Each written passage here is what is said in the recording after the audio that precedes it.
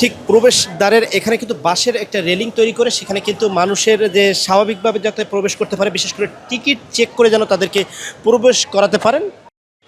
পরিবারের সাথে ঈদ কাটাতে ঢাকা ছাড়ছেন কর্মজীবী মানুষেরা। সময়ের সাথে সাথে কমলাপুর রেল স্টেশনের যে টিকিট কাউন্টার সেখানে কিন্তু আমরা ভিড় অনেকটা বেশি লক্ষ্য করছি। বিশেষ করে আমরা সকাল থেকে যখন এখানে লক্ষ্য করেছিলাম একটু কিছুটা ভিড় কম থাকলেও সময় যত গড়াচ্ছে তত কিন্তু আমরা এই কমলাপুর রেল স্টেশনের যে বাহিরের যে প্রবেশদ্বার সেখানে কিন্তু একটা ভিড় লক্ষ্য করছি। দর্শক, আপনাদেরকে যদি জানিয়ে রাখি, গত শুক্রবার থেকেই কমলাপুর রেল স্টেশন থেকেই যে ঈদযাত্রার যে ট্রেন সেটি শুরু হয়েছিল এবং তারপর থেকে কিন্তু আমরা দেখেছি, যদিও 17 তারিখ থেকে কিন্তু সরকারি যে আনুষ্ঠানিক ছুটি সেটি কিন্তু ঘোষণা করা হয়েছে, সেই ছুটির আগেও 3 দিন যে ট্রেন ছেড়ে গিয়েছিল এই ঢাকা থেকে ঈদযাত্রার, সেখানে কিন্তু অনেকটা পরিমাণে আমরা ভিড় কম লক্ষ্য করেছিলাম। কিন্তু 17 তারিখের পর থেকে কিন্তু আমরা বেশ একটা ভিড় লক্ষ্য করেছি। বিশেষ করে রাতের ট্রেনগুলোতে আমরা ছাদে তথা যে ট্রেনের ছাদে যে মানুষের ভিড় সেটাও কিন্তু আমরা লক্ষ্য করেছি।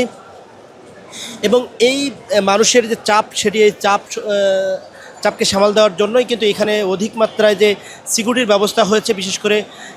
পুলিশ এবং আরএনবির এবং র্যাব টোটাল যৌথভাবে তারা কিন্তু এখানে অবস্থান করছেন এবং রেলওয়ের যে সিকিউরিটি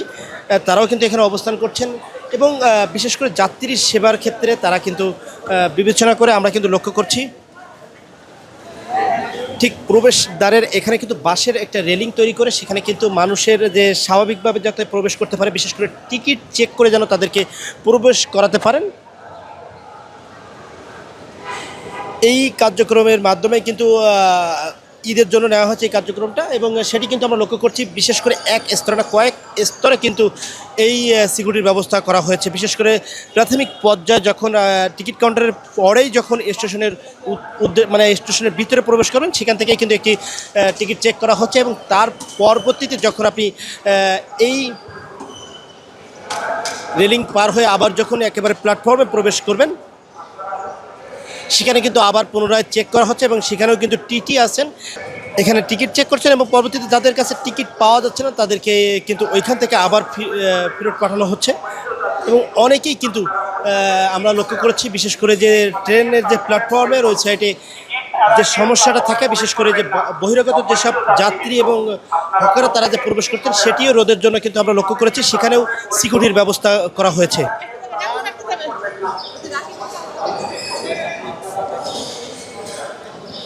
আমি যদি গত 2 দিনের বিষয়ে আপনাদেরকে জানানোর চেষ্টা করি, গত 2 দিনও আমরা এখানে কিন্তু এসেছিলাম এবং এখানকার যে পরিবেশ সেটির বিষয়ে যদি আপনাদেরকে জানানোর চেষ্টা করি, সেখানে কিন্তু এতটা পরিমাণে যে যাত্রীর চাপ সেটা কিন্তু আমরা লক্ষ্য করিনি। বিশেষ করে গতকাল রাত থেকে কিন্তু আমরা যেটি লক্ষ্য করেছি, বিশেষ করে গতকাল রাত থেকে আমরা কিন্তু লক্ষ্য করেছি ট্রেনের যে বিশ্রামগার যে জায়গাটা আছে বিশ্রামের জন্য সেখানেও কিন্তু আমরা মানুষের অবস্থান অপেক্ষা করতে দেখেছি। এবং বিশেষ করে গতকাল আমরা যখন সন্ধ্যার পরে যে কুড়িগ্রাম এক্সপ্রেসের যে ট্রেনটি যাচ্ছিল সেটি কিন্তু আমরা লক্ষ্য করেছি ট্রেনের ছাদে মানুষের যে ভিড়, যদিও এটি ঝুঁকিপূর্ণ এবং বারবার কিন্তু আমরা লক্ষ্য করছি স্টেশনের পক্ষ থেকে কিন্তু বারবার সতর্কতা বার্তা দিচ্ছেন ট্রেনের ছাদে যাতে যাতায়াত না করেন এবং সেটার উদ্দেশ্যে কিন্তু বারবার সিকিউরিটিও ব্যবস্থা নিচ্ছেন। তারপরেও কুড়িগ্রাম এক্সপ্রেসে আমরা কিন্তু লক্ষ্য করেছি সেই বাধা অমান্য করে কিন্তু তারা সেই ছাদের যাত্রা করেন এবং অনেকটা কিন্তু উচ্ছ্বাস লক্ষ্য করেছিলাম সেই যাত্রীদের, বিশেষ করে তারা যে অনেক দিন পরেই ফ্যামিলির কাছে যাচ্ছেন এবং তাদের সাথে যে ঈদ কাটানোর একটা আমেজ তাদের ভিতরে কাজ করছিল সেটা কিন্তু আমরা লক্ষ্য করেছিলাম।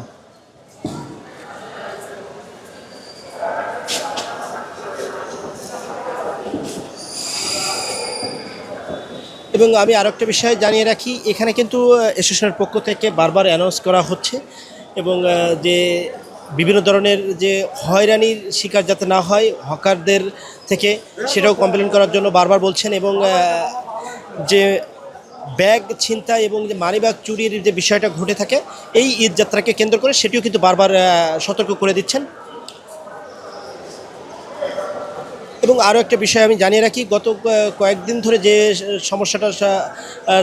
যে কমপ্লেন্টগুলো পাচ্ছি আমরা যাত্রীদের কাছ থেকে, তারা বলছেন একটি সিট ক্রয় করার জন্য তাদেরকে অধিক পরিমাণে টিকিট ক্রয় করতে হচ্ছে। বিশেষ করে আগে যেমনটা